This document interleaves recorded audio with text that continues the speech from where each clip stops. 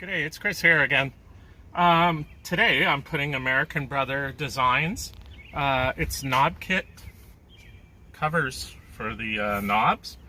And I got them in Chief Blue to match the Jeep. They're easy to install.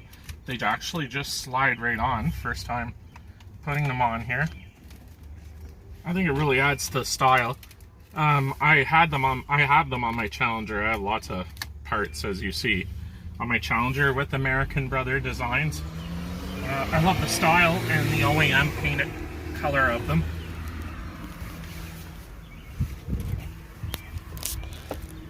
Take a look at that. See, it matches the color perfectly. Just wanted to show you a little bit of that there.